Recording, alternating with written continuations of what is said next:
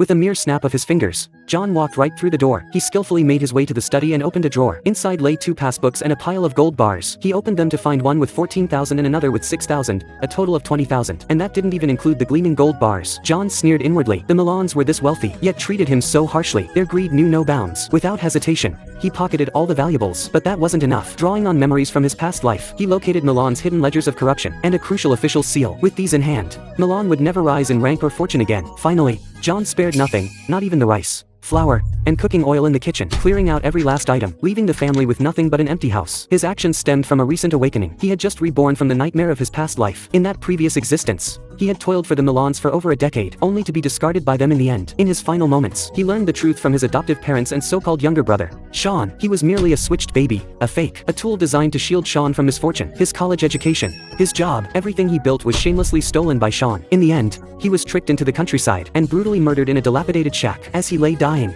gasping for his parents, hoping to return home, all he received was Sean's scorn and his adoptive parents' indifference. This complete deception left him dying in bitter resentment. Reborn, John swore to make this family pay in blood. His first act was eavesdropping on his adoptive parents' poisonous plot. They were scheming how to seize his college recommendation letter and job placement, then send him to the countryside, and finally silence him forever. This time, John wouldn't sit idly by. His safety pendant transported him to the storage space. He never imagined the pendant he'd worn since childhood held such vast storage capacity. Knowing Sean would return tomorrow, he had to destroy the university recommendation letter and mechanical engineering internship, the very things Sean's family prized most. Before they could seize them, he was relieved they hadn't taken these items yet. He sought out Sister and in the courtyard, getting straight to the point, he was heading to the countryside and wanted to trade these treasures for some cash to get by. Annie was struggling with work worries. This was a godsend. He sealed the deal on the spot, paying a hefty 1,450 yuan plus some valuable vouchers for the recommendation letter and work placement. John had a backup plan. He asked Annie to help change his rural placement to the Red Flag Brigade in Le Province, where his birth parents lived. This way, he could escape the Milan family's control while searching for his roots. After the deal was done, John returned to the Milan home feeling liberated, only to witness Sean's warm homecoming. He dropped all pretense, addressing his adoptive parents as uncle and aunt, and demanding a talk. Facing his adoptive mother's twins' clumsy lies, John mercilessly exposed them, contrasting his own appearance and the stark contrast in their treatment to expose their lies as hollow. With the deception exposed, foster father Milan played his hand, shifting all blame onto John's biological parents. John scoffed coldly,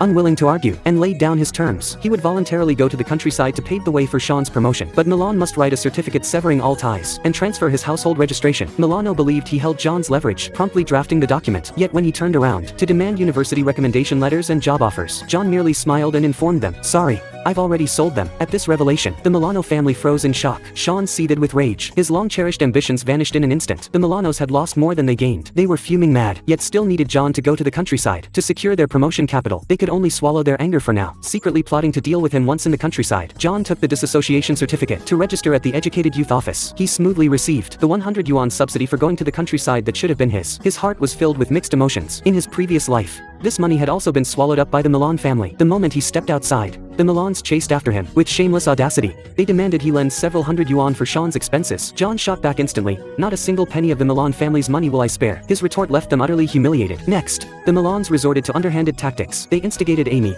who had once exploited John, to play the victim. Their scheme was to swindle the last 100 yuan from his pocket. But John, reborn and returned, had long seen through his true colors. With just a few words, he silenced both Milan and the gossiping old woman fanning the flames. He even produced a promissory note Amy had written years ago, forcing Milan to flee in disarray. After completely severing ties with these people, John executed his boldest plan, to raid the Milan family. Thus unfolded the scene at the beginning. After securing the money and ledger, he wasted no time. Under cover of night, he tracked down Milan's arch-rival Jack, and sold him the corruption ledger, enough to destroy Milan's future, for 500 bucks. Jack seized it like a treasure, guaranteeing Jack's promotion dreams would shatter. With this, Milan's family was left with nothing, left penniless and disgraced. His future lay in ruins. With everything settled, John boarded the train bound for Le Province. On the journey, he met Mia, a cheerful young woman. Another passenger, Anna, noticing John's heavy luggage, sneeringly accused him of being a capitalist. Mia immediately stood up for John, exposing her past theft of clothes and money from her own family. That night, Anna's thieving nature resurfaced. She attempted to steal from fellow passengers, targeting John first. John secretly watched her steal his money, planning to catch her red-handed.